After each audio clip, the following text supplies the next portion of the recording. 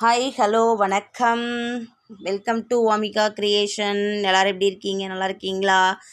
இப்போ பார்த்திங்கன்னா நான் ஒரு ரெயின்போ கலர் கூட தான் போட்டுட்ருக்கேன்.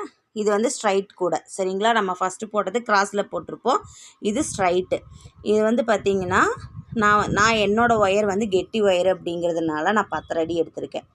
10 அடியில் 4 ஒயர் கட் பண்ணியிருக்கேன். ஒவ்வொரு கலர்லேயும் 4 ஒயர், ரெயின்போ கலரு. இப்போ இந்த நம்ம இந்த பேஸ் போடுறதுக்காக இந்த ஒயிட் கலர் டிரான்ஸ்பரண்ட் கலர் கொடுத்துருக்கேன்.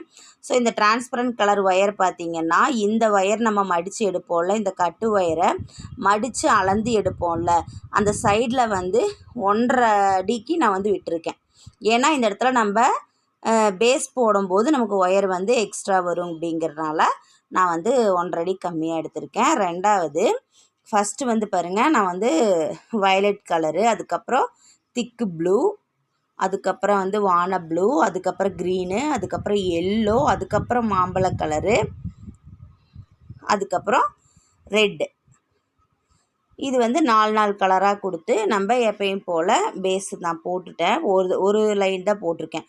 போட்டு முடிச்சுட்டு நம்ம சைடில் அளந்து கட் பண்ணிக்கணும், சரிங்களா? அதாவது இப்போ இந்த ஒயர் இருக்குது பாருங்கள், இந்த ஒயரை விட இந்த ஒயர் 1.5 அடி கம்மியாக இருக்க மாதிரி பார்த்து நம்ம எடுத்து இந்த மாதிரி நாட் போட்டு எடுத்துக்கணும். இதுக்கப்புறம் பேஸ் உங்களுக்கு எவ்வளோ வேணுமோ நீங்கள் அந்தளவுக்கு போடலாம்.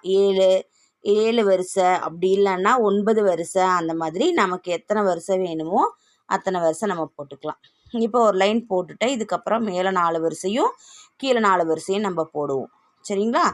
போட்டு முடிச்சுட்டு பார்க்கலாம்.